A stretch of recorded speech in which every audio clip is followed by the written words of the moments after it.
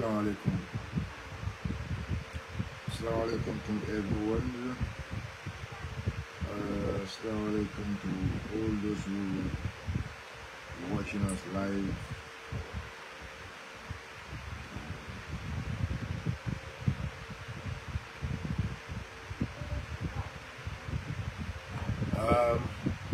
Guys, I'll thank you 𝒂𝒄𝒄𝒏 for giving us this opportunity.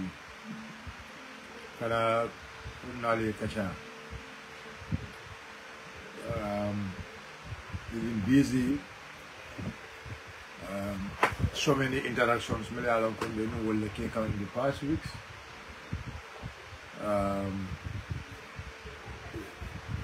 The past week, walatinam man famara kanajang kunali kacha. But inshallah, we want to use this opportunity. Kunali kacha, na kacha cool la cool me alam ko wala kelim bangko kan science.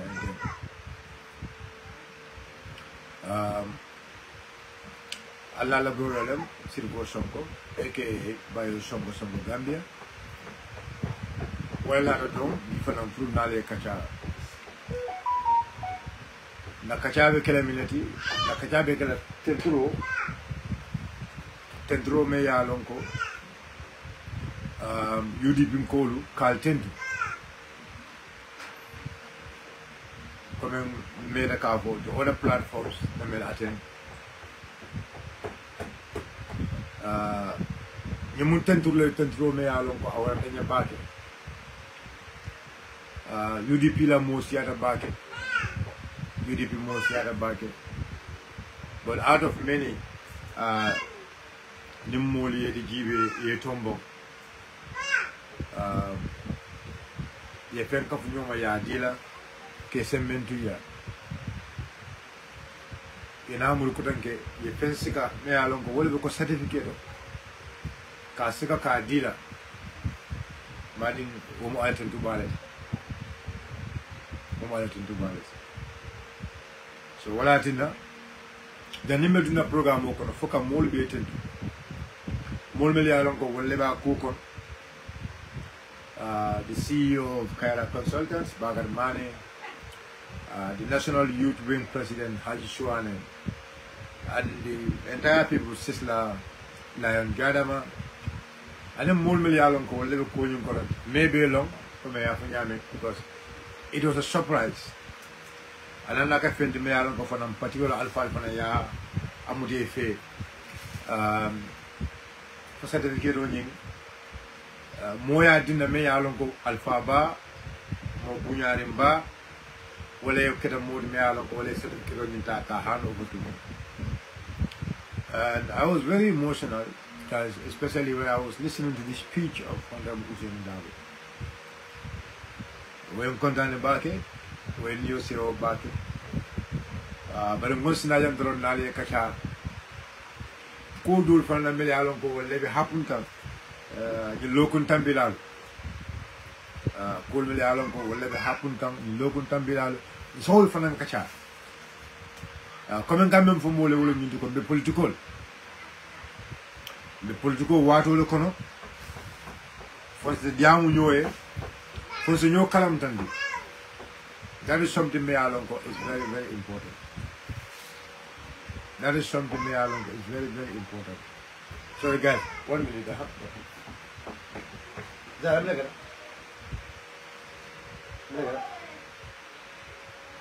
Huh?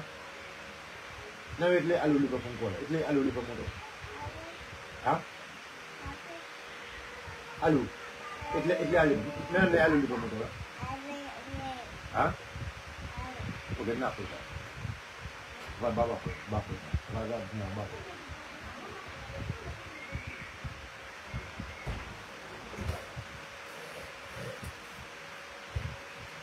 Yes, yeah, sorry. So, Fonzo will front 𝒂𝒄𝒄𝒏 kacha. Madulu, Lokun Tambila, Diamo Siata back. Diamo Siata back. Anu, nal hakilo bagam kabirum Mr. Dabo Diamuta from iAfrica TV na severo kelam ko we are moving ko bitakan kamul ko wonde we are going forward ko bitakan ko mata wonde because I feel like the leader have spoken and même mutonya kumo tonya bit nan ko the leader même fo kuma do ta follow kan akoy tan dama ko loya usem dabo même fo ala diamo kono kuma do ta lale wo kan ta apiyar lembang amilembang but what is the truth même be tonya yari wala nyinde ko kabrin loya usem dabo la diamuta akoy tan mako fente lale wo kumo kan and that is exactly what happened. Can do one another girl, just coming yellow because nim fente bulu or near more mislead. Come on. Are we not in politics? The political economy. The political. Gafenda nyine anunga menyi ne more bulu nka kaso de bulu tonyala. So you cannot mislead the Gambian people. I now more in a clarify can I go kiss my papa. So papa. Who are you trying to fool? I'll get you my left fool. Yen got very solid coxon or a melialongo. Italy for la mole. And imagine Ila boy sol melialongo, Ika Okumaka fole. How are they going to feel? How are they going to see themselves? Ika moleko ninin keba men kacha bunkono. Emanya na ko fo bantabado bari ite ko inin keba men kacha bunkono ite o fo molle kan ina bosol findidale iko ite ni la keba e ko deni alfanye men kacha ite la foto yo ko mol findidale foye musa dabone ha mol findidale jang foye musa dabone ha comme musa dabo is an hypocrite comme musa dabo le nyum ko beke ka yela alfa nem ko menda ikana e koyo senendi ikafu mole ko ha dama laf ka diamo ko ika jumala ne neja already itale a speculation dundi la mol ko kono ila mol ya ko findi di banda ila mol yo ko inda ya findi di banda bo sai itale interview la ranya ka senendi because Gambian ko nyanda ka to nyala long iko ka victim card le play oro iko ka smartness le play oro. Who are you trying to baffle here? Iko jumala smartness. But Gambian call mahakil malati, Gambian call yalo le minamu tonyati, and minamu faniati. It's very simple. Lam kama finta janako, ako, atadela brode yale, ila brode nyol le fire, ako, ila brode siri, ila siri, lam kama na diamo. Exactly, mala apunyam exactly. I am not able to narrate that, but lam kama re mem for wolem yindi ko, lam kama re mem for wolem yindi ko. Mr. Dabo le lahi di nyim palace wala sa ni da nyinin ka wala ita la ko ita ko da mun yatam ko yalla nyinin ka ita ko da leadership palace wala nyini ita ko da fa mulle ga Gambia president ye nyinin ka wo nyinin ka kuma membe ko nyinin ka kuma e man son ka ja wi ka ko nyinin ke baye men ka ta bun kono e man nyana ko fu banta balo ba ita ko din ke baye men ka ta bun kono fo la post interview nyina tala bang ye kuma ka men fu in Kerfat. You really forget the word you have said in Kerfat Tali. You forget about your Kerfat interview. You forget about all what you have said in Kerfat. If Nyatara they believe that Allah, it believe that wala cut, it believe that wala la ko, it believe that cut ko, ninin keba menkata, or nin menkata kulo bunkono, or manyana full of banta. Minatin na kibila Kerfat. The way you want to play smartness at iAfrica TV, minatin na mo play at Kerfat. Ika jumale bafuja, ika jumale neneja. But tonyate bulu, even men foka mansoto. It's very simple. What you were saying is not true. You mislead your people. You mislead so many diasporians. You mislead them. I swear. You only mislead them. And I keep saying this. Even here, Nimbango Kanjang, when Nantara Tora, it can mean for Mole Yuduko, Mr. Dabo and the Tombong, Mr. Dabo and Bulanina. That's what you were telling people. That was the confusion in the UD people. And that is the reason also, Mojama Bege Man Lela, and they will never trust you. They will never trust you. Very simple. Mojabe je iman lela, and they will never and ever trust you.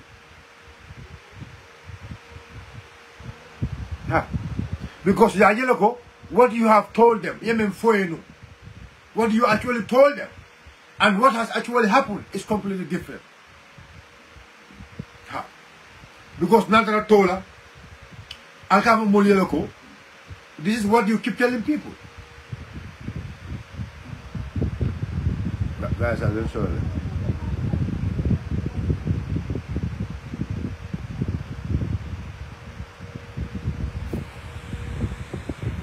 Guys, I'm very sorry. Just 1 minute, please.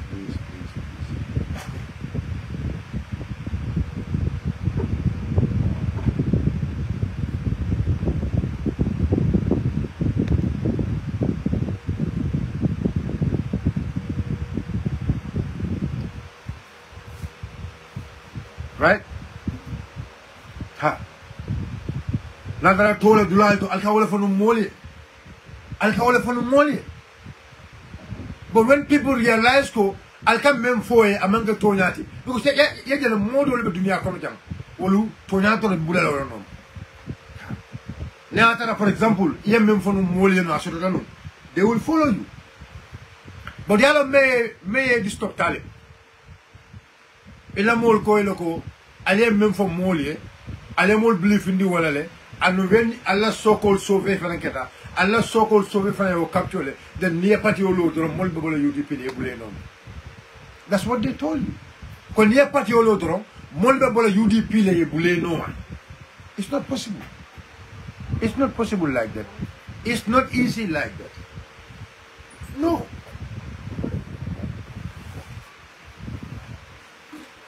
It's not easy like that.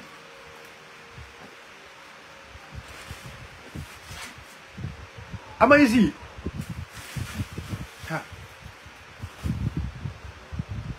Am I easy? Because what you told people, you think they will follow you? They will not follow you. And that is actually what happened to you, Talib. Now, if you go and form your movement, you can have more milk or you didn't call milk at the camp. You can have you didn't call milk.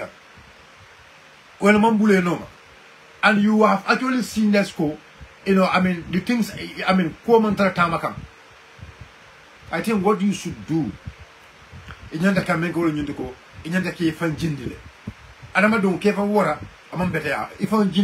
come to the level. But because I don't want to make my discussion about Talib. But coming for the past week so, summarize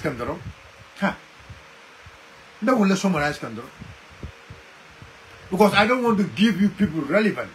No. Now we will debunk it.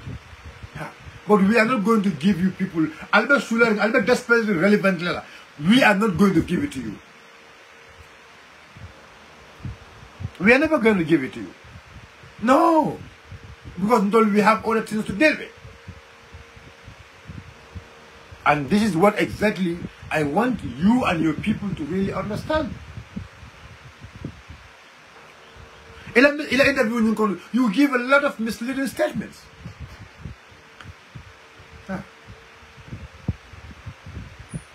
In the same interview, you call UMC is your party. Okay? The same interview also, you can know it's not owned by you. You said,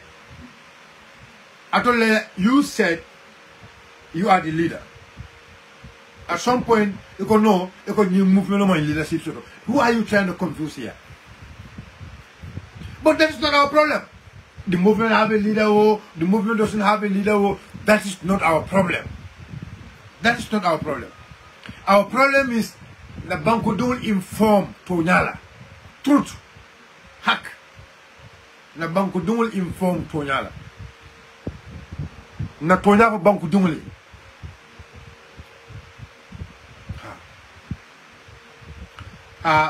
So if I can Honorable Usenu Dabo amin bokkul si lifin ana yow amuloo ne honorable Ousainou Darboe dafa bokk si lifin bi time boo doon dem si Kër Fatou di wax ay wax yooyu noonu waaw bu ko yow daa foog ne yow soo demee Kër Fatou wax honorable Darboe du ñëw clair boppam loolu nga foog bu ko yow xamuloo ne yow daa fàtte ne lii politique la waaw yow daa fàtte ne lii politique la yow daa foog na lii politique yow bu ko yow loolu nga fàtte bu ko yow waa yow ok because yow da nga respect honorable Ousainou Darboe bla bla yow nga respect honorable Ousainou Darboe mag bu nekk Ousainou yow nga dem Kër Fatou di ko tuumal Kër Fatou Ousainou génn dem ay Africa leeral affaire bi nga dellu sa waat ay Africa nga bëgg a wax ñu ne yow bëggloo tontu because so fekkoon nga ñu wax ne so fekkoon honorable Ousainou Darboe nekkutoon si digg bi fekk yow yaa xam ne honorable Ousainou Darboe mu ngi bokk si digg bi mu si digg bi yow kan nga bëgg a nax kan nga bëgg a nax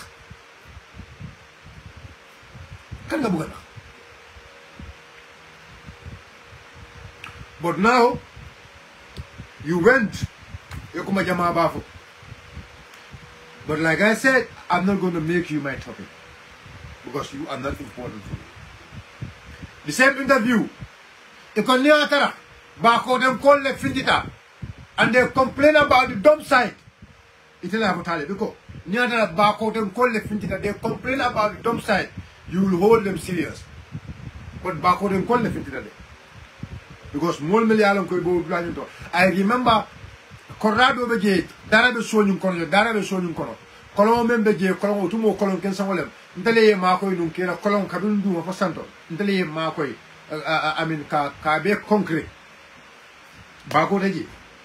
Dump side of Siloton about the moment it am a dump side on the main gate la. 4 second compound maker, 4 second third compound maker. Corani Membeje, a Corani, Colon Membeje, Colon Utumo Colon Yasino Dron Ro. Ndele o kolonyi ndele ma ka kolonyi ka concrete ko keje ka concrete belo keje ka concrete ko ka bin sabda fo duma kana bul ko range ka anora leya fana sama duma ko range because of menekeda jioni ndele ma ko long time but kabrin protest I saw those people, they were part of the protest. Itako Bako and Kolu. So those people are not people from Bakote. That is another inconsistency in you. So we'll make back out and call. This dump side call, you know, called Yam Jang, at Yamama Sierra. Kolo Jella Dundan dump side from KMC, from the international donors. How many millions will do the blind? And we've seen the game. Men play it again. But this place, Bakode Children Village, SOS. I remember SOS for them. They contributed about that dump site. SOS. That was a phone made along. It was announced. SOS was helping in collaboration with KMC to control this dump site only.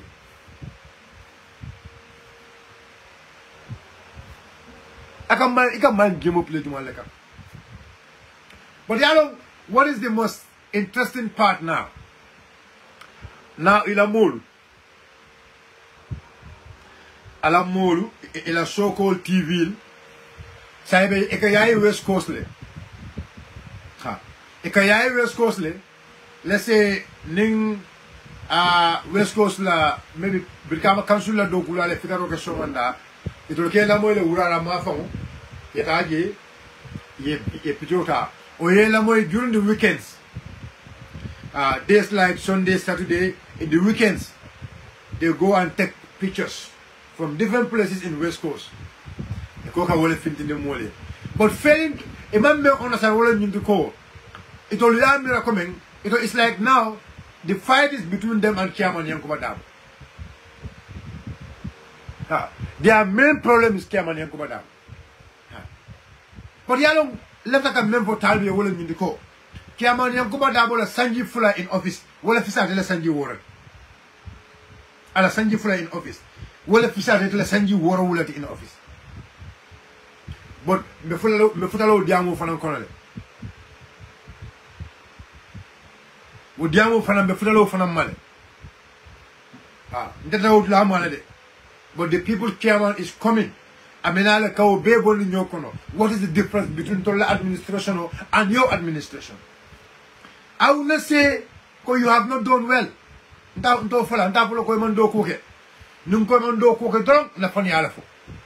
have to be very frank to myself.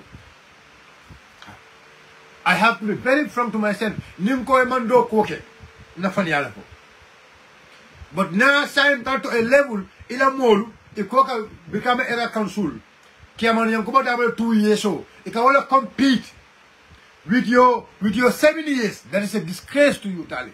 That's a big disgrace to you. Yeah. 2 years versus 7 years. Most will compare.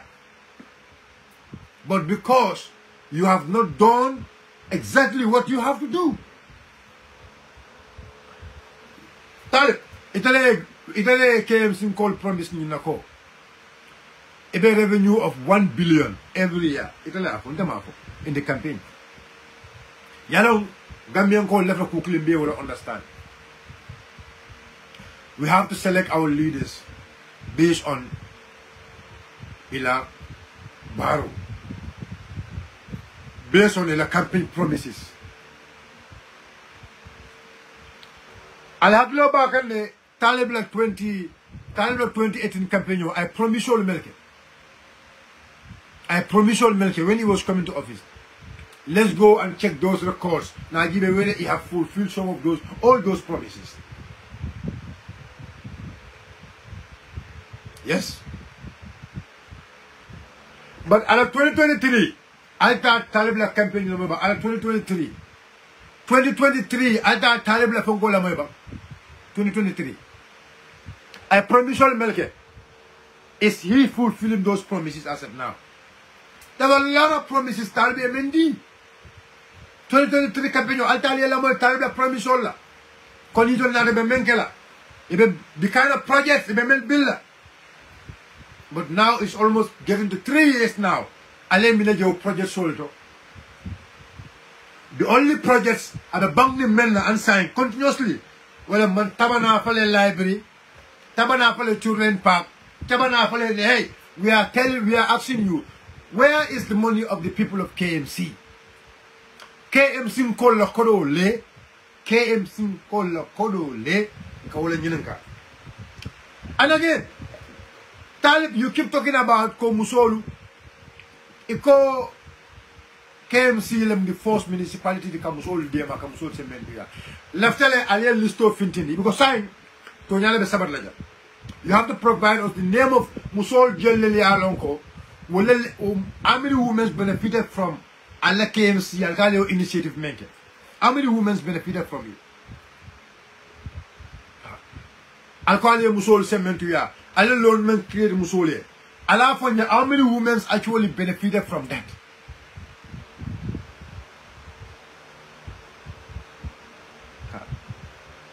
How many women actually benefited from that? Ala Fonya. Because that's what you keep telling us. If that project, because it's not only about the project, but how many people actually benefited from that project? That loan, me alkafo. Allow loans keep men open for Musol, women and the people for God. Tell us, show us the numbers. Show us because you always believe in data. So if you believe in data, show us the amount of women they actually benefited from that.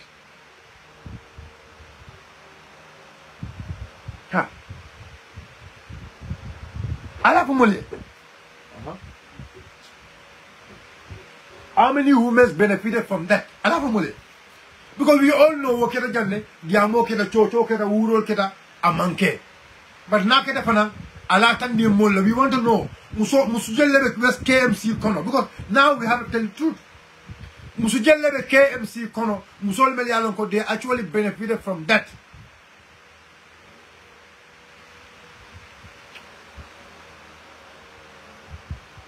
Ha. Musujelle be KMC kono. Musol meli alonko. Even no, I man need for you to show us the names because maybe their names could be secret. But Allah for Mole, I know it was just a partnership. I'm not going to comment the money came from KMC. But I'll quite whatever. Allah for Mole, Musujele or sort of Musujele benefit. And how many women became a very successful businessman out of that phone. I know from Mole, left a car long.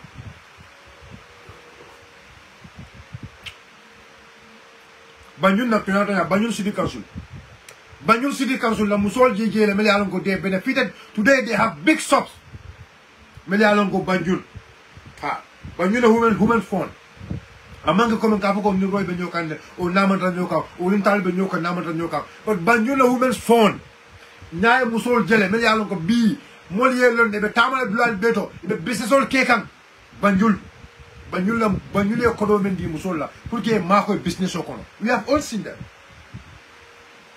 I can name musol but we all know those people here.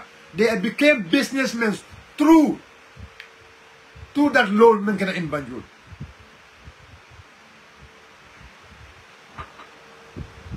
Yes, that's quite true. That's quite true. Musa Najuma Musa said, who did I insult? Tonya no Manfo. Yalong Kapoko Yalong Musa. Nemo come over me along Kamanga Tonya, Yataka Javinadi. Or more come over me along Monsato, when you're the Javinadi, Musa. You're my brother, I didn't like I said. Don't let count. Ni moyo kumo fo me alon ko amon soto ni ba jabi le ba fa nyaadi na counter left also because nyaata inata ja wala no problem maybe this is going to be your only comment you are trying to put alla do ko mu ñinati atollem kabira buta ñim patriote na je say mol even more la comment soul you go and take people's comment and ask someone another topic at all this movement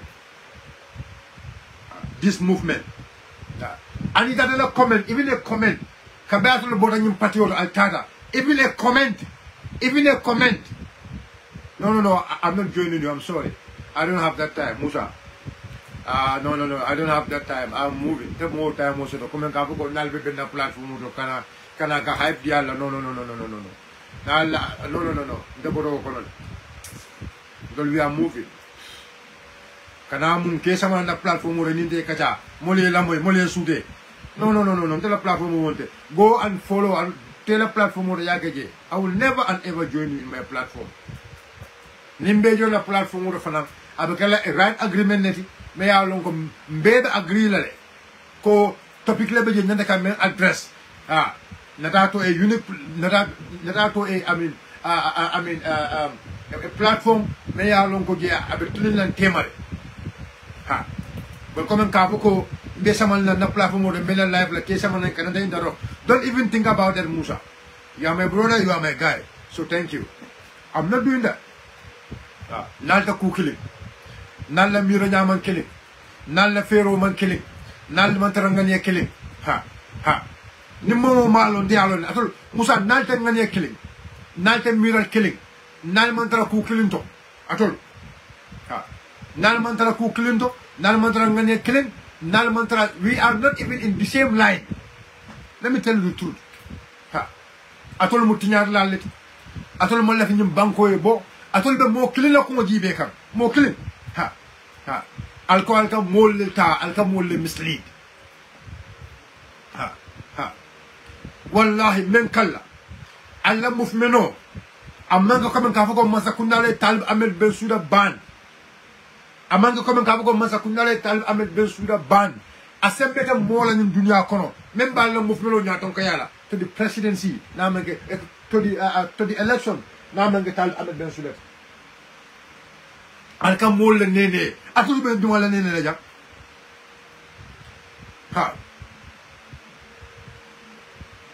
Alba dumala nene la jam. Allah movement. Wallahi akweta man sen kalino. Isan kali na man ke komen ka ko masakundale talib ban. For example,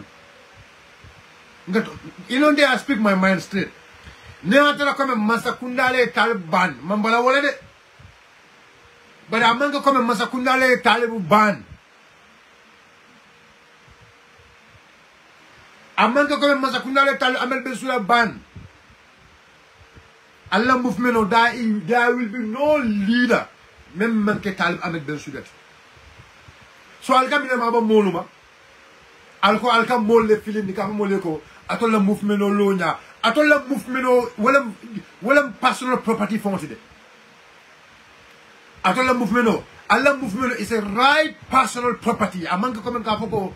Look, Allah movement is one of the most personal property party in Bangkok kang memoso. Allah movement no, Alma launch follow, Allah tizarol bala Talib Ahmed Bensouda kawala je as your leader. Allah logo home findi follow, ga Talib Ahmed Bensouda je as your leader.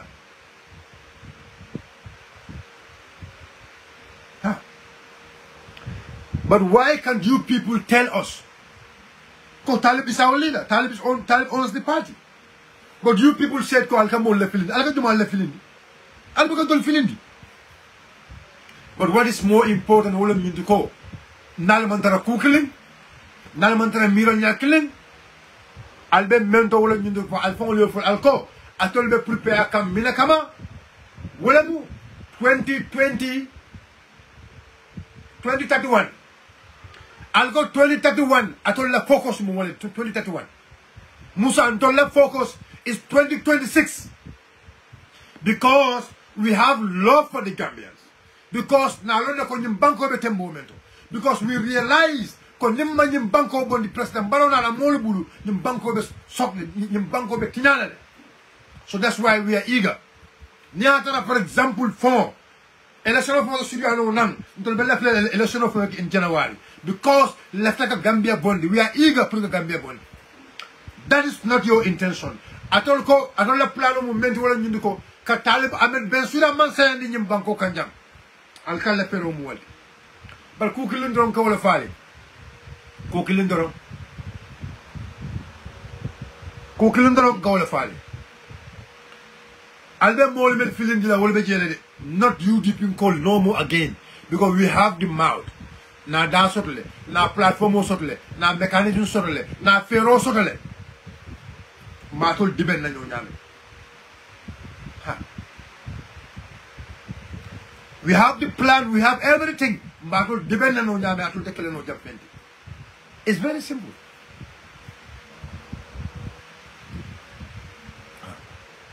Alla mo lungolu be mol nenna. Lungolu be bulala mol la siola. Lungolu ibe mol nenna. Lolo ibe bulala mol la siola. And last time I saw Nasavero do yeko Karle Asafe. Let me tell you this. You movement ebewol. Talib Ahmed Bensouda movement ebewol. Andala. Yaje last time wo tribal comment nyeng. Me yalon ka foko ha ni movement no fanan man ninkol ba dominate kan. And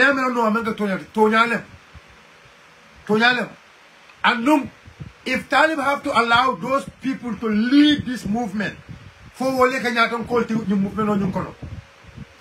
Abe fola la moja mabala. He have to accept it. I am make sure Kajoko, some of the key players in the movement should not be mandinkas. I don't want to get tribal comment for. But I am telling you, Molmel be Talib Bala, Molmel be Talib Koma, Molmel Yaloko will movement on in coma. That is their intention. So, Diamo me Yalonko for the last time. I am telling you, a mango coming Kaboko do Diamolende. Diamole me Yalonko is like Kule me Yalonko, movement ideology la wati. Movement ideology la wati. Because they don't want to see those people to lead it. Ale Talib mo ako mofula mosa ba mona ne ako to lesida ya ko mira. But Omo Fula Mosaba Monano Day. Palace Beje, they will not hold it. They will not hold it. Niko the Palace Beje, Niko Bo Mutala. Niko Bo Mutala.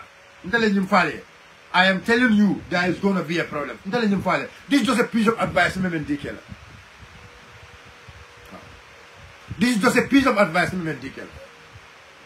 Because movement on you lot of Wallakama. Movement on you lot, Aman Lo Fenkama, a lot of Wallakama. And Dung, I don't want to make my topic a tribal discussion. Maybe another time. But Kukilin Dong Gambian calling call a fire in the call. President Maro Fela Fintita, Akata Minela, make the people stop. But one thing, Maya Longo, every individual, every Gambia, Bankudu, Maya Longo, them Gambia doing it. See a Mirabang. Cabinet President Maro Kana Mansayala, Ya Jamaica Jelle Depans. Ya Jamaica Jelle Depans. Nakadaka Banku Beyai. Ya Jamaica Kilo Jelle Tama. In those days, Ya Jamaica Jelle Depans. But saying Cabinet President Baronata, President Baronata Molka Jelle Depans.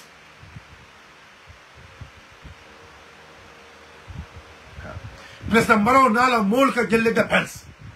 Gambian call file you understand. Gambian call from Molia understand. Yalong comment can mem file all in Yundiko. Gambia, I just want Bimba discussion short like Mayalong is gonna be a discussion on Belafla Mobi Haklu to get back. Any banko jele. Lim more dolbe Sita drum. Linya don't call Sita. It can make a whole Yundiko. The only thing men say is to divide and rule. To divide us and rule us. Kantala, Kandunyola, Katara Kamara. And that is exactly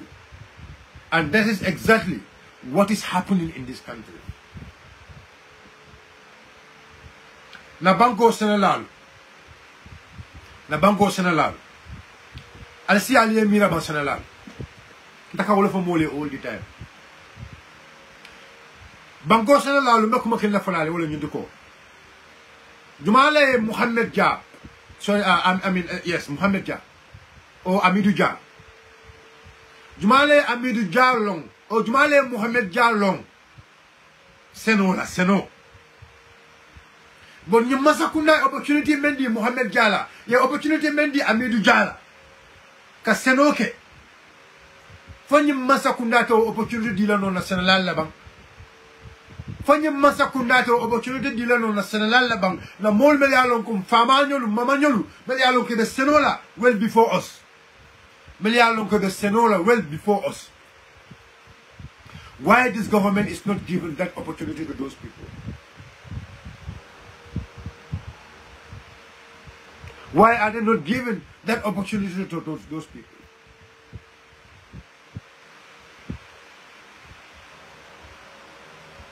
Why are they not helping those people? But the likes of Muhammad Dia, the likes of Amidou Dia and others, you will support. Yes, wala. And those people will mina mula kotenke, imina membe kala, imina wotala kotenke, ka wafi senalalma, ka wafi dobali ba kotenke. Ka wafi dobali ma kotenke. Ka dobali use. Allah. 7 years, 9 years, now getting to 10 years, President Baron Alamol, ye mineke senalalie.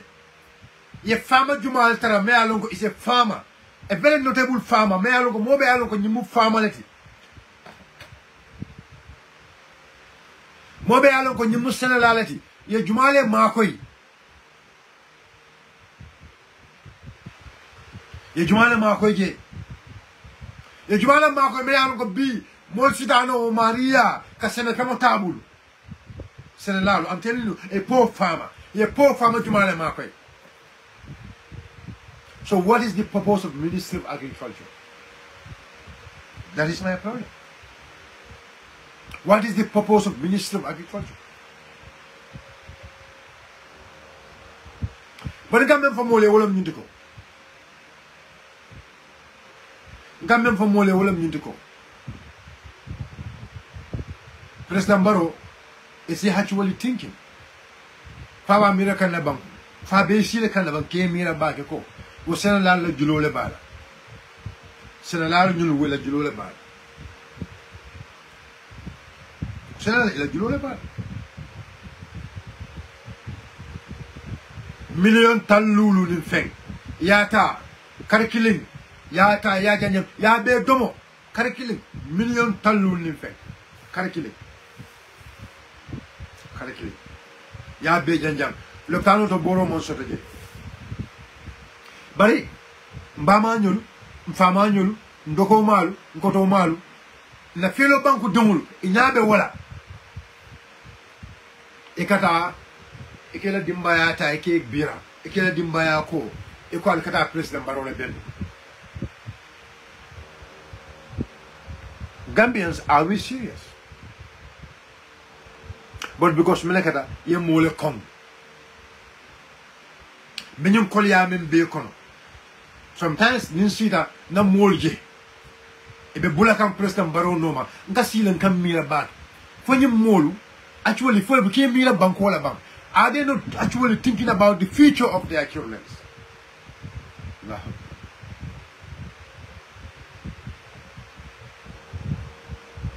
The future of their children. Countries are making a lot of billionaires, a lot of millionaires through agriculture. Senola Carola. Already. Those who already have the money. But mele alongo kodote yebulu mele alongo foara le mutu masakunda kodi wala baro foara ul kotanke ikana wolle je kabula masakunda noma yamen tol lefa dahala yamen tol toyato tol lefa dahala bam gambien ko ndato le nyenka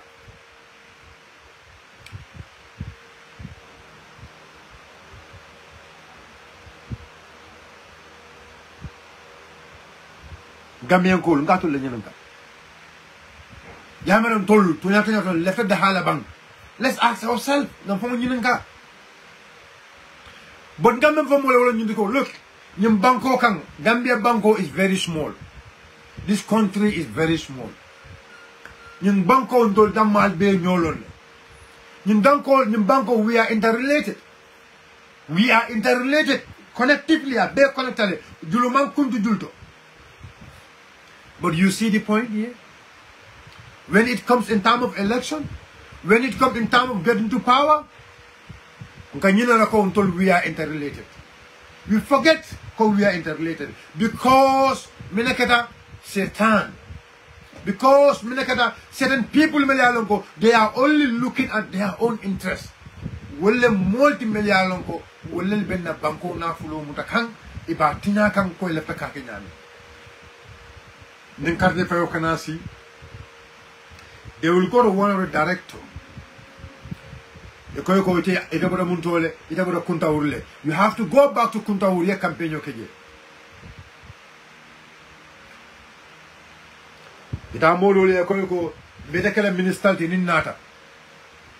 But you have to go back to your campaign for when that individual person, when that director himself knows that the government is not right, government mantra takanku. Government mantra takanku. When they already know masakunda mantra takanku. But yet still, they will go ibitala, ibe campaign okela masakunda pruwe sabatiya. But when that director really understands very well we can have a country better than this. I along Katko, the leadership member gay, Amano, at Kellen no fanang, and what our Bolankang, but because at the position of mentor, at the left eye to drown, at the left eye to blood letter. He will go and convince his family. He will go and make sure his family will come out and welcome the president. Forgetting this more do let Bangkok to the Melalong will from the Batarin back. Let's come to our educational sector.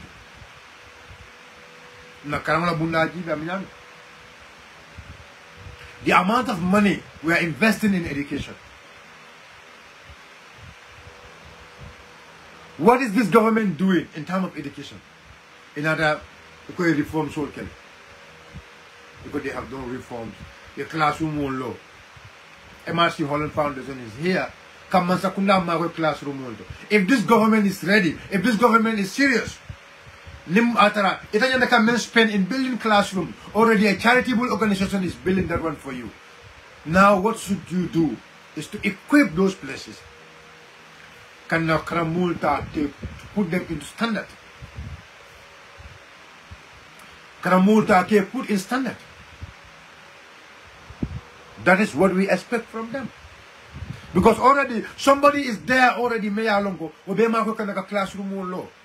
Now it will focus in the community to make sure near classroom law you put those classroom to standard.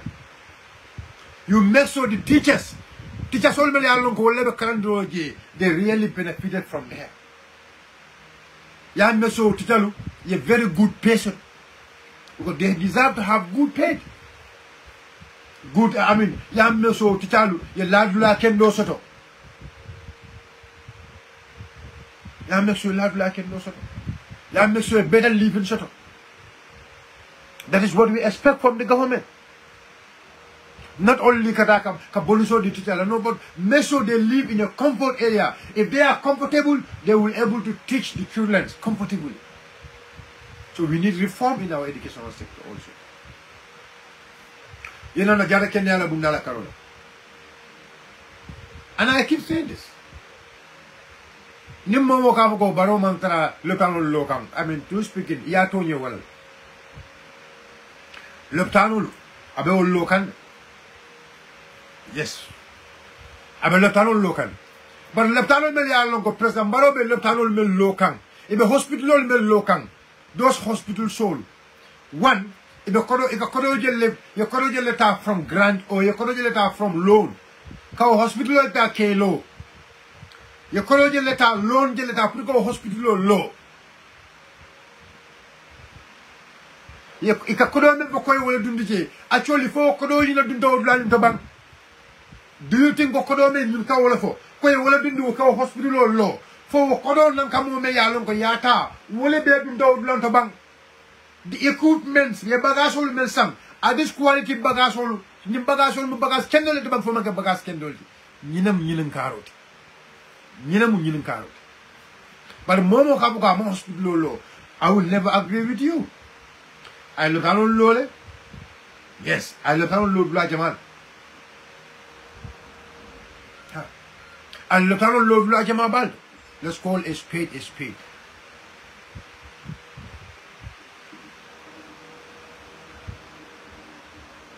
Let's call a spade a spade.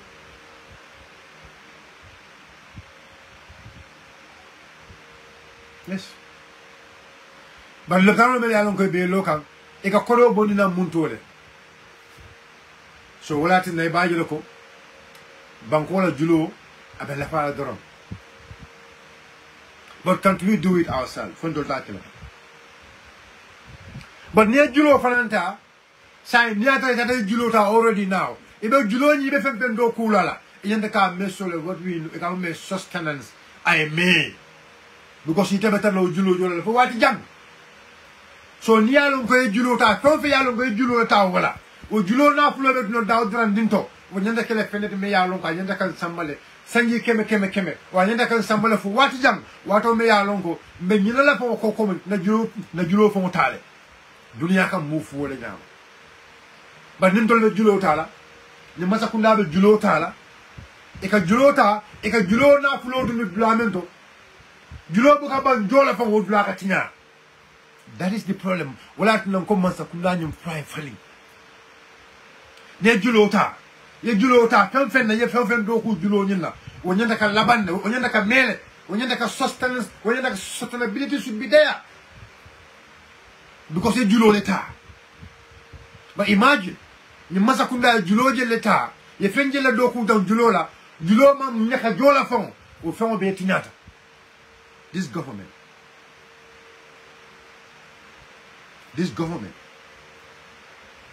That is why I'm coming sakuna ni nyanda ka falende. A manjo komen kafoko ni konne me kong.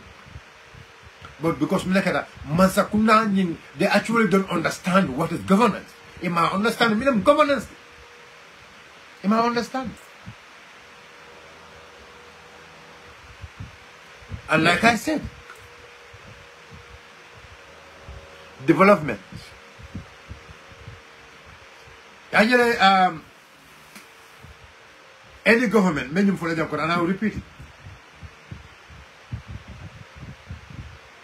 Any government, may ya lonko amam pare, frana local government sole do koke, abe kolya bale le pro government succeed. Masakunda, iman song in local government do koke, abe kolya bale le pro bango be le development realize nyola. Abe kolya bale le pour banko be le development on you realize nyola. But if you want banko be le development on you realize, you have to make sure you decentralize.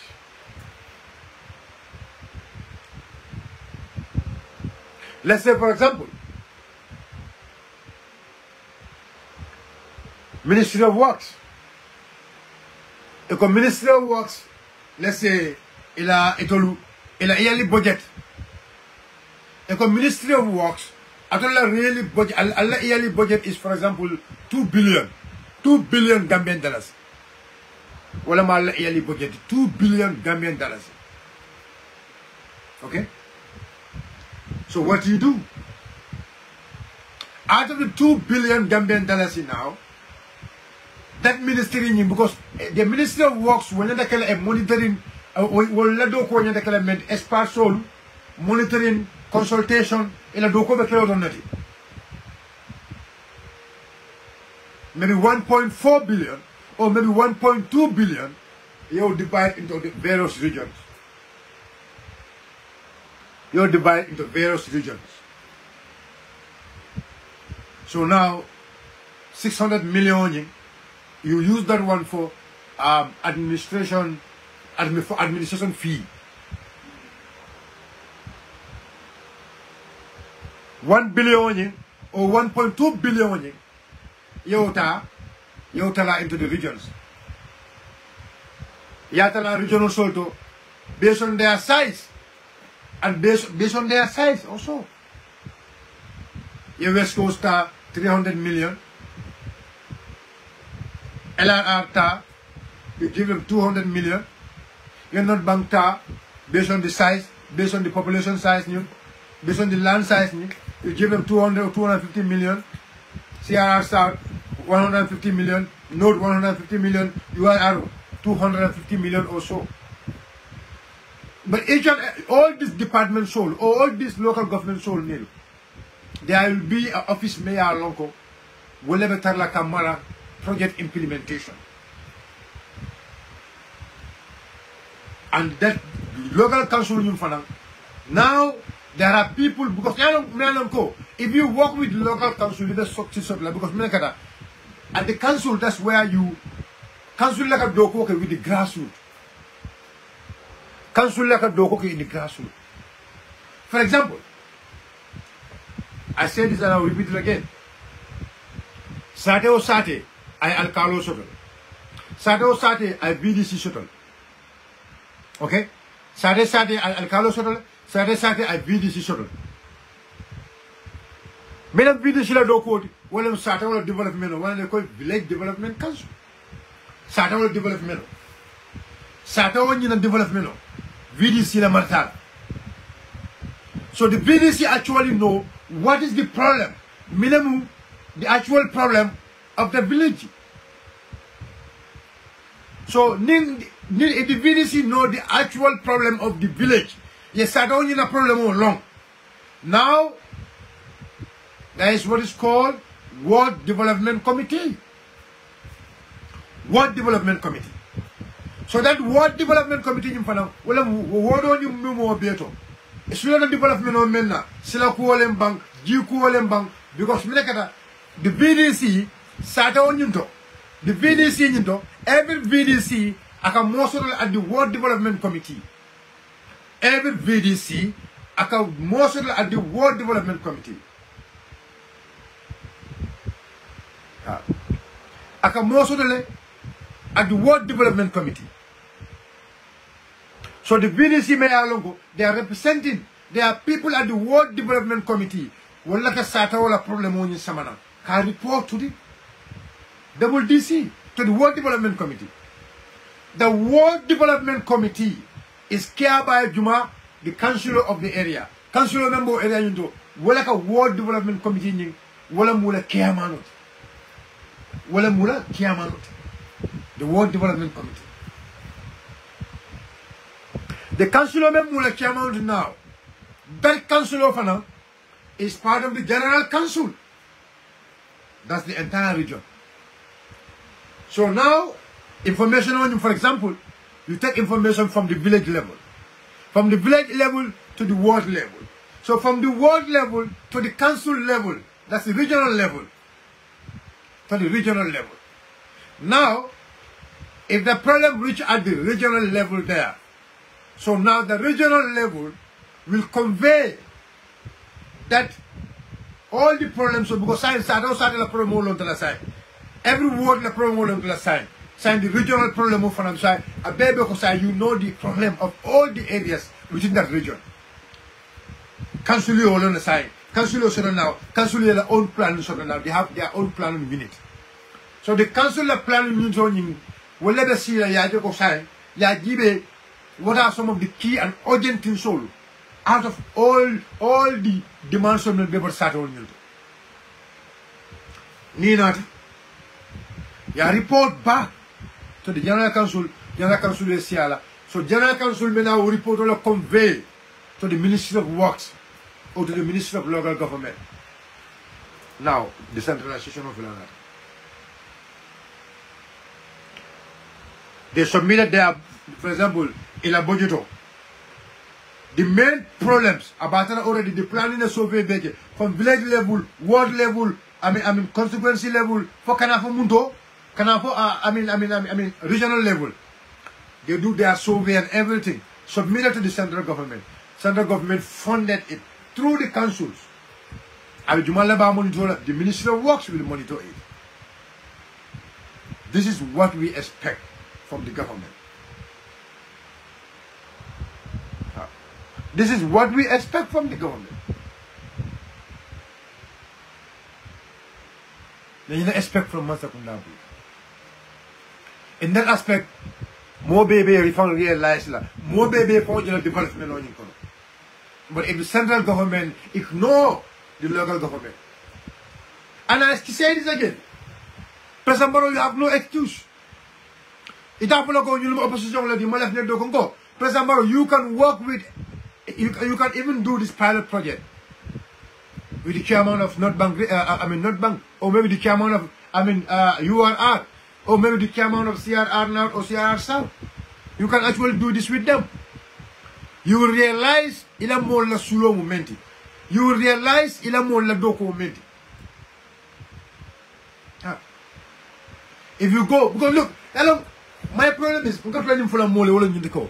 Untola Gambia. More kata training all the time. They go, they got training na, over 𝒂𝒏 maybe Kenya, Tanzania, Rwanda, other countries, China and others. But kata mine kara wo bankol to. Wo bankol development ol benyadile. How are they doing their development? Wo bankol, how are they doing their development? But are we ready? Are we ready? Kajoko, are we ready? For Kajoko, we actually want to do development. In our Bankudol can hear a system of study. This year, Mojel Boda Gambia and China studies. But for Malon, China can do Kanyadile. For Malon, China, the kind of system in the China below. If you go to Korea, for Malon, the kind of system Korea may use. If you go to even Europe, if you just go to England. Just go to Angleterre here. Just go to England here. England. You go to England. Go to England. Go to other countries. In fact, if you go to their local government soul, even a Gambia state household, in a local government soul, some of these countries, you go there, you mean, a Gambia in a local government soul for a state household. For example, like for me, I was opportune to be in Korea. Korea la Seoul city. Seoul city la fongoto, la municipality into. I mean, in terms of infrastructure, where been to the state house now to back it. Seoul city, yeah. The mayor is well respected. The mayor is well respected. Government, I mean, and that's where, at that Seoul city there, that's where, I mean, in a Fongo Bay, Seoul city, Mumu Bay, the city camera bay, I never report can get to the city camera. City you call Dula Bay, the boss system obey, everything is controlled by the city council. So government empower the municipalities, and the municipalities do the job, government monitor them. This is why Sunyaro. And you will see competent people will now apply municipal council. So job creation of because now you will have professors. Even more they will be interested to come to be a councillor. There will be a very big competition for councillority because of the responsibility, because of the opportunity you have. Yes, I'm telling you. Shabayo ko sign, councillor yafana. Ibayo councillor yafana be kala kubabalti. But I like a kubati milekama, the job, do come menkela. The service you are going to do for your people. The service you are going to give to your people. Guys, sorry, I'll go bring my internet. Yes. So Nyajan Kapale ko. An opportunity the UDP la purna nyum masakunda mara. We have the plan. Amiro benna, anganio benna, hamo benna. And we have the plan with us. Now, within 5 years, Gambians will buy.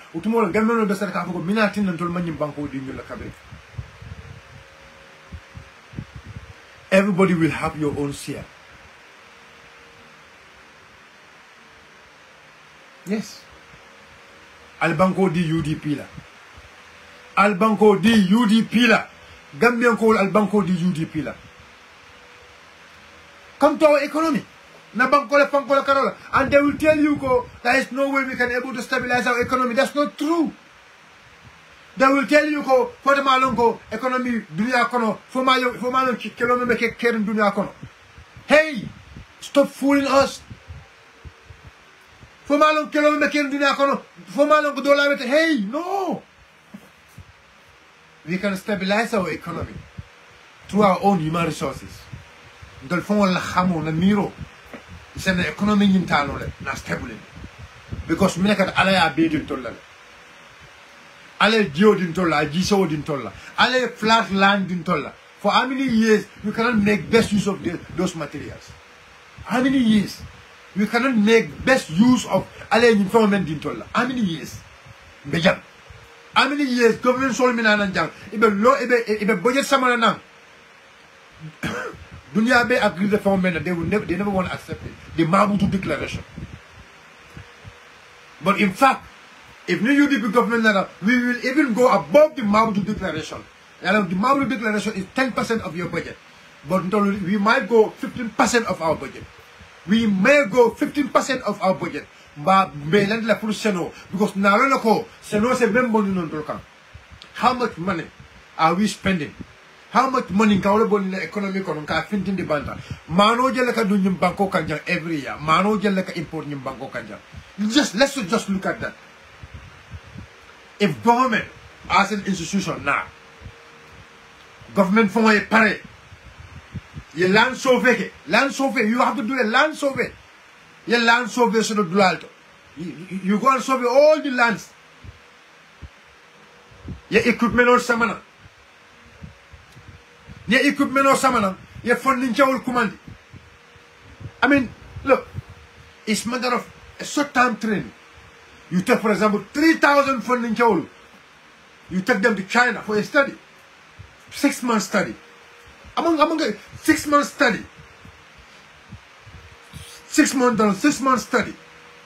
Just take them to China, 6 months study. Yes, I'm on junk.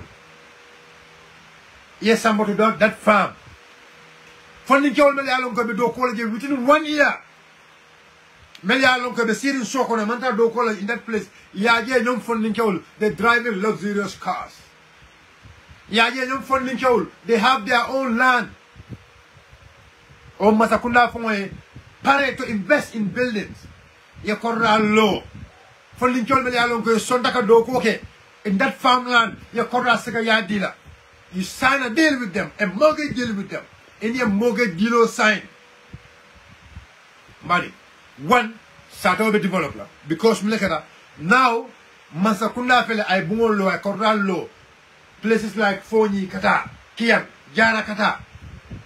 Masakunda yo bungo lo sign. Ay opportunity la create funding chawle pure sabat dulaso. Sabat dulaso. This funding chawle nulu, ike jo good amount of money la. Hey, let me tell you one thing. Let us make this very clear. Do you know what? Some people Cambodia nekata Toki jam. And in Toki, you said at the end of the month you will eventually make not more than $1,000. $1,000 New Lokita. Now, if government sign Masakunda, for example, B, they come up with a project. This is an idea. I mean, it's about thinking. You write projects, ideas. Kajoko, left invest into Senola. That was the idea. Amar Sano Nyuli Samanum at Brussels. Dono Compression Menkelaje for France €50 million dealer for a pilot project in Basse. Maybe not like move from Frale. Tamo me along Tarano Brussels. A bottom Brussels, Mr. Damon, Uncle Amadou Sane, they came to France. France had 50 million dealer. 50 million euro. You only dealer for a pilot project in Basse. I don't remember 50 million. The 50 million grant prove for a pilot project in Basse. Rice cultivation. So if, for example, if government happen to secure a grant or Niman grant from sign, we make sure we have budget, for example, physical discipline. Physical discipline. Now, for example, okay, let's say the last year budget was about 30 billion. So we say, okay, this year make green and stuff like that. We're going to put our budget to maybe like 40 billion. And we know we are going to have 40 billion cash, nothing. Out of the 40 billion, we are going to spend 5 billion. But they spend to buy Senator lesson. Senator na farmer solta, na funding solta. Ina farmer solta, yes, I'm China. Look at how motivating that is. You have like China today. 6 months I can China and jam. They go to the farm, you pay them good money. Jang bija ka momo join banko kanya $1,500. Abesila yung banko kanya $1,500. Iba mall jala, iba office do ko bulala, iba da ulo ko do ko la.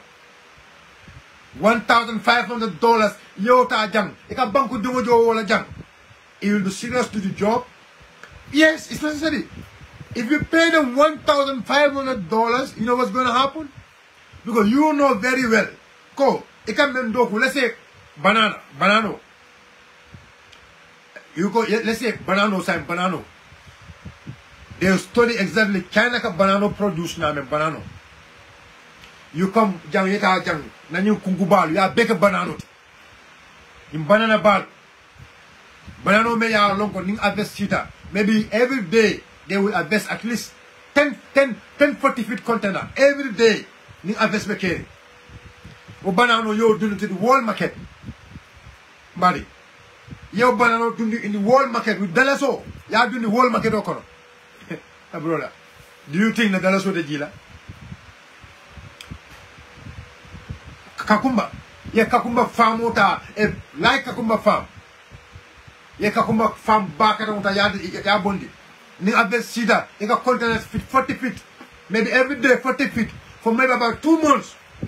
But do you think our economy na economy well? Yamira ni ka okeno iko export wakada Saudi Arabia and other places. Saudi Arabia, you just have to look at market. Saudi Arabia, maybe I mean England, America, the international Lincoln Bill, Korea and other places. Diamond Dialong go share a protocol, send you into those places. Akasam, you're having money. Then I saw the Barakala. Then I saw the Kumbo Menabijila. Do you know why CFA is going up? Because Senegal is producing a lot of those things, Pompitero and others. But Masakunda Lebe support dealer. Masakunda Lebe, we will have a serious government. Masakunda me alonga serious ta. Masakunda me alonga pareda. Masakunda me alonga really understand ko nyina nyanta kela. This is the only thing benyatli no menna. Mensa bata bondi no tolka. That government will make Masakunda di now make a UDP government. It's only UDP government. Mensa okay no Gambia di only. Because we have the plan, we have the everything abebe larim bulle. And we not am bakele. We not am bakele. Kano is very expensive. Because we have the land. We have the land. I'm going to land soto.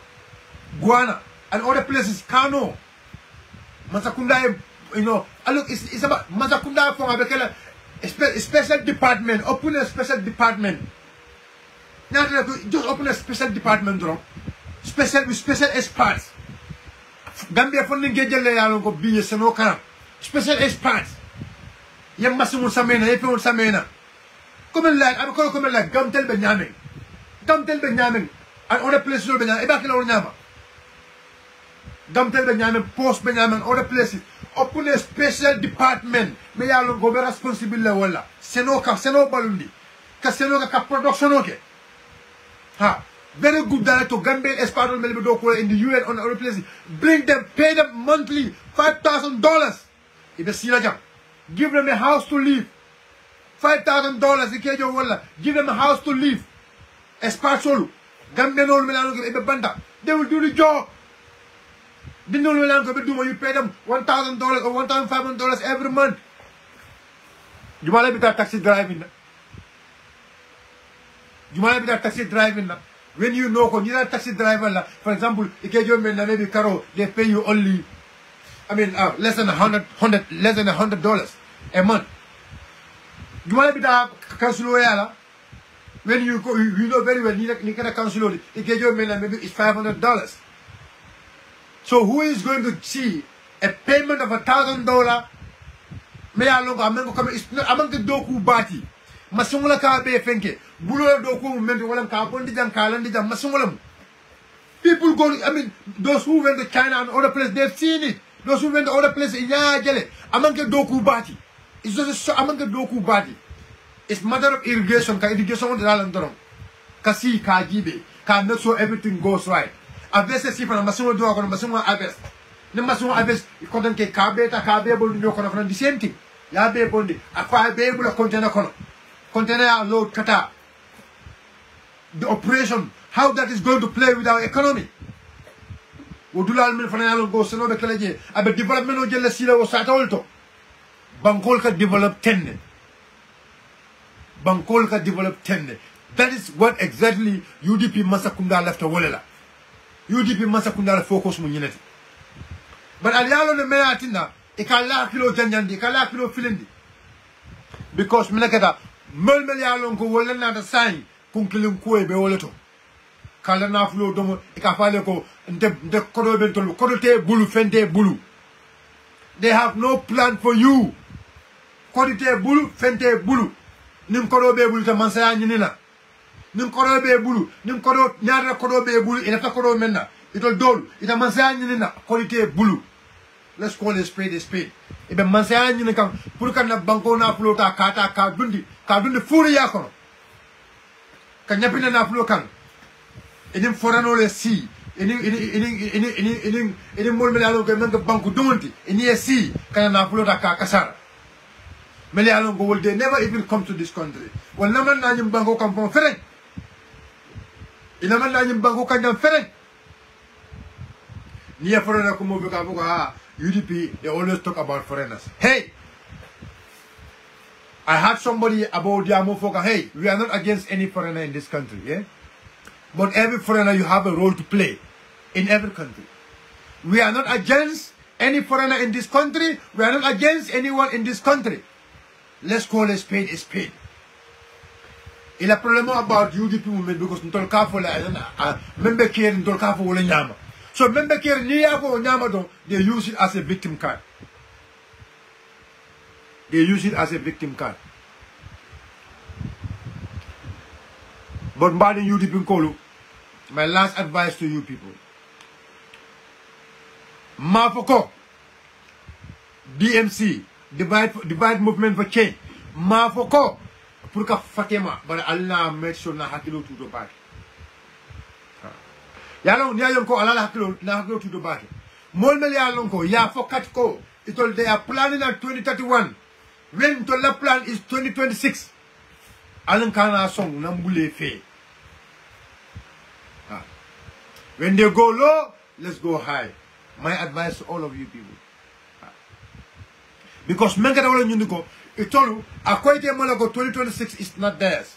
Now, is ila fero moment wala nyundiko, eventual distract la nyamem fanan, kajoko 2026, kao tinyantolye. And we need to be very careful with them. Alal nyaka so musun nyongola. Meli alongo, ikotole platform ole law. Ikafako baro must go. Mobe alone that platform. Imalo baro must go. Come on. Let's call a spade a spade. I never want to talk about this, but I think I have to talk about this. I never want to talk about this, but I think I have to talk about this platform. I don't need to go. Ni nyamne. Nekuro si struggle. Yo kanga duga si struggle. Yo kanga duga si struggle yo. Sa bone gara ngay tok sa platform biñu saga yow kan nga duga ci struggle yow ala yow da ñun yep fi len nekkon yow kan nga dugon ci struggle yow kan nga bëgg nax fi but bes bu nekk da ndé tok sen platform di saka bes bu nekk da ndé tok sen platform di saka yang ko ba dabo bes bu nekk da ndé tok sen platform di saka honda bu sen dabo so den fokk ne yeen so len saga sun kalifa ñun dañoo tok xol len non it's not going to work. Because the problem is, the caller you people saw. You people are talking for, you are not talking for the Gambians. You are not talking for the Gambians. You are talking for yourselves. I think we have to make this very clear. You are not talking for Gambians, but you are talking for yourself. Yes. And many of you people there, I will not say all, but it's all about tribalism. You people are the worst tribalists so far in this country. We have to say this. So the Barrow Must Go platform is not a genuine platform. I will say it here.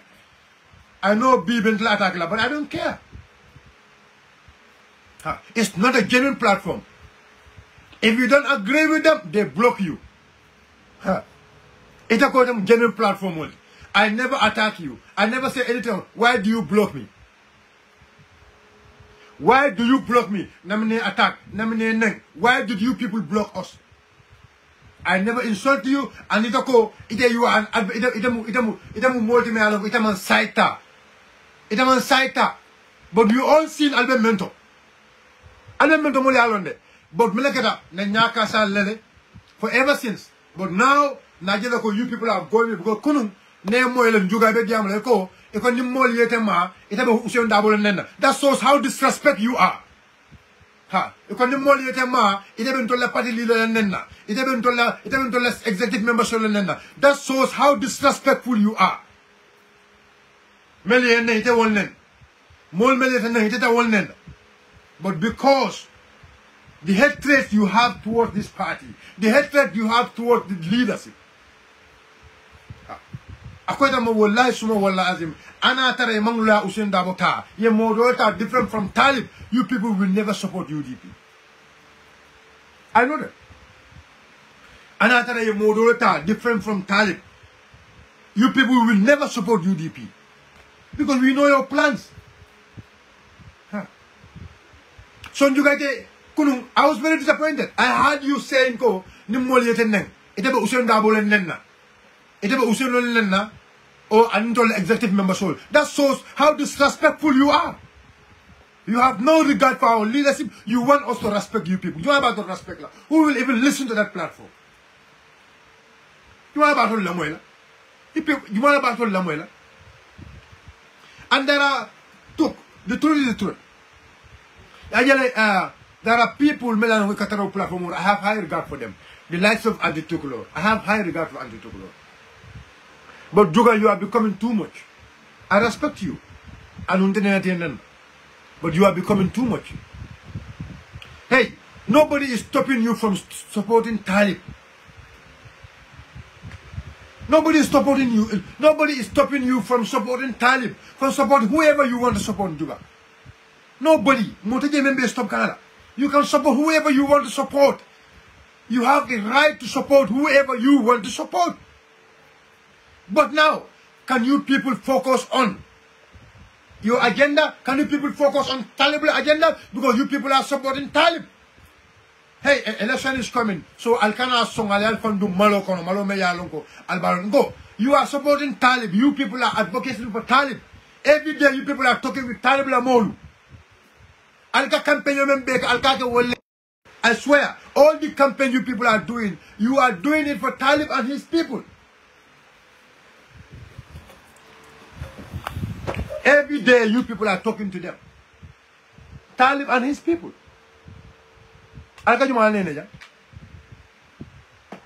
Every day you people are communicating with them. And you will never know. Advocacy kika will. So I'll get you my name. I'll la platform auto falling.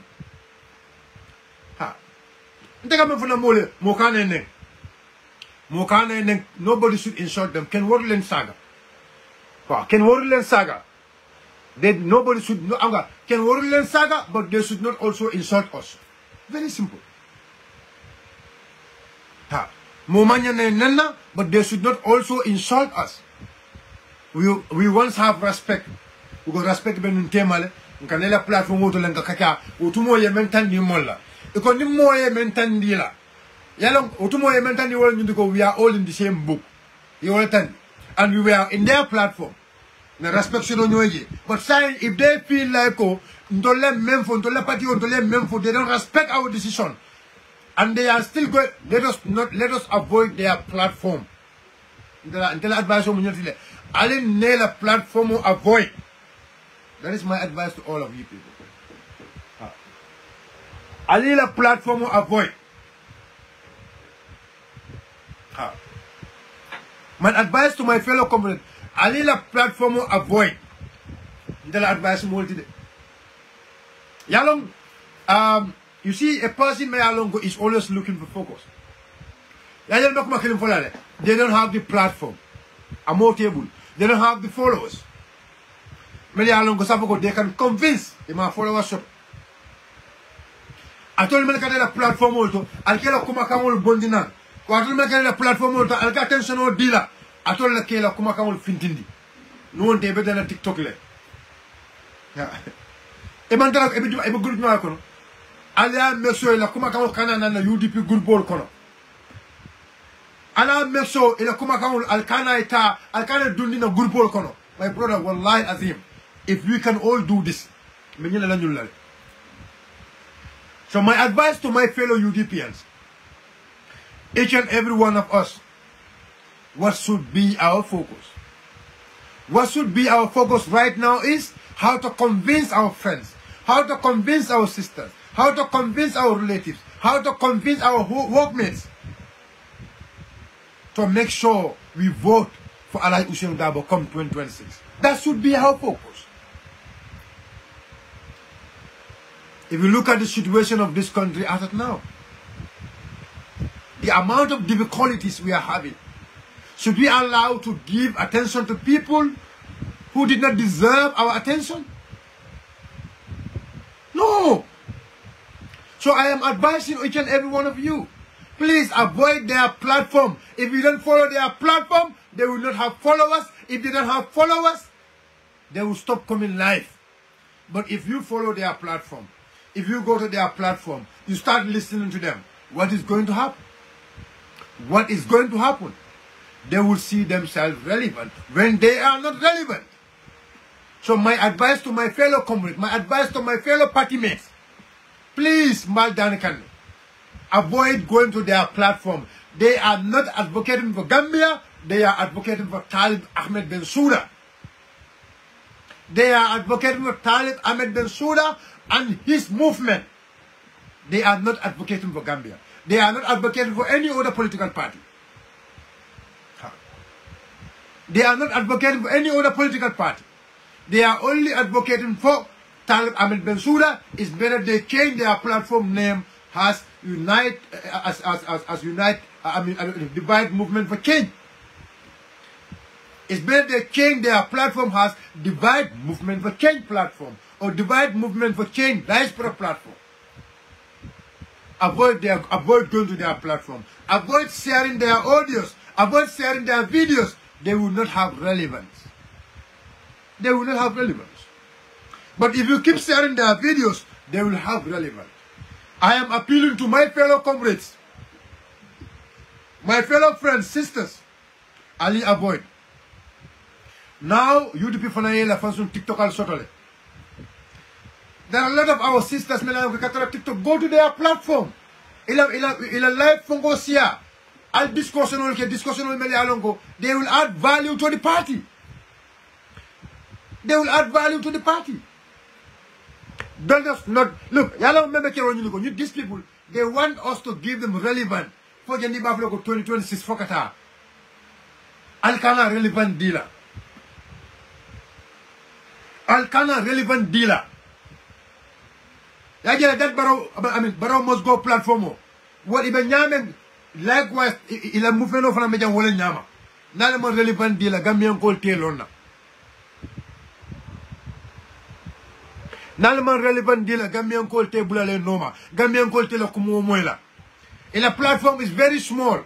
I am advising all of you, please, a little platform of boycott, please, and you need a platform.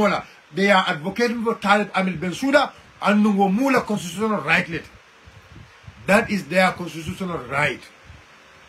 You see me?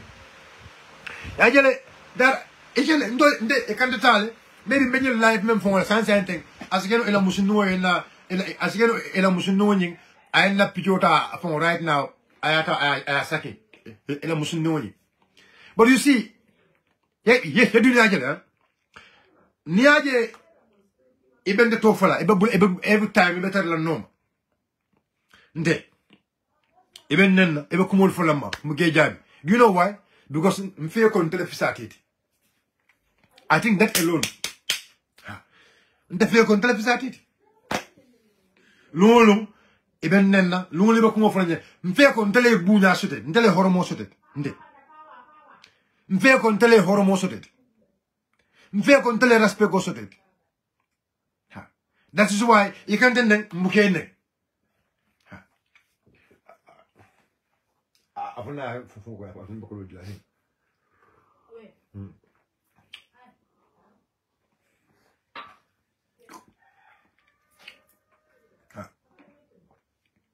So that is me. The book.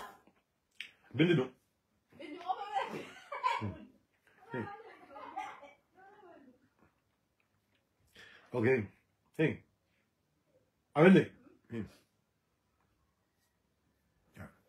So because every day, so you can't tell Marco, you are making me popular. You are making me popular. Because you were not talking about me. You were not saying all the such things about me before. Because I give you trouble. Because because I don't remember caring. Look, but I try to respect elders. I try to give my little respect to elders. But science and because I didn't the whole Jabila, because science and mobile camilafo. So guys, like that. Mobile camilafo science and mobile milafoka right now. Mobile camilafama. And I want you people to do the same thing. Even if I can get it from you people, nani mai lendro fintindi. Nani mai lendro fintindi je. Ndale apale. Abekula gelto. Nani mai lendro fintindi je abekula gelto. So alkane normal, alkane follow. Alkane follow. Who are those people? Don't follow them. There are a lot of platforms everywhere. A lot of platforms will follow. Go and listen to people. But ni atara meli alongo kan ndroke ni kan ndroke o kan membe fo mel ke la filo ndroñi mola wala ke follow. So wala ba mo to today. My last advice. Especially Mulmeli alongo alka UDP la programme sia. Mbal advice la menna. My last advice, please, for God's sake. My last advice. Especially Mulmeli alongo alka UDP la programme sia. Kabra la inbox lemba. Alla message albe mel kila. Friend Solie. Kabra la comment sol lemba. Alla hakil du jebat. Yalon nimmol lebe nyole mel yalon e man relevant soto. They will do everything to make sure they have relevant. They will do everything to make sure they have relevance. So please, avoid to comment or to give any bad comment in any public platform lamba or your own platform. If I look comment so letara, if you wallet or they go to your profile, ye picture samananje ye align as a member of UDP, or maybe if you are a member of NPP,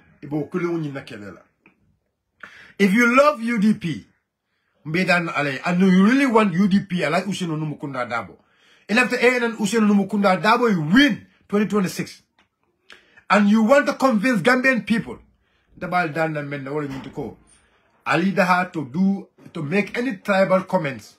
In any comment section, any program making, Ali Daha ka tribal comments sol keje. Emo UDP lati bang, emo NPP lati bang, emo GDC lati bang, emo any political party. Niake. They will go to your wall. Ibela skiongo fenkela, iba samone, iba fuloko, imaja, abu nyum party card na damn into okay kam. Baldana. Right now, Betembo Menkono, we are winning. Allah Azim, my people. Right now, Betembo Menkono, we are winning full time. Right now, Betembo Menkono, we are convincing a lot of people. Mojama ba lebe paring UDP quarter. Mojama ba lebe paring UDP quarter. Now, Ndol party dungulu is about us. Whether we really want Kajakoka Usenu Samba status come 2026. Now we have to control our emotions. Mobile ka kamfa. Mobile ka kamfa. Koka mobile diming.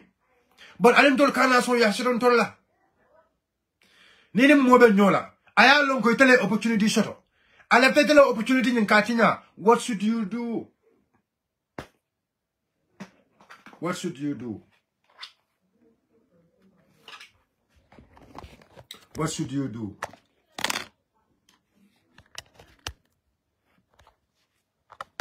Ita mari nyata melekela.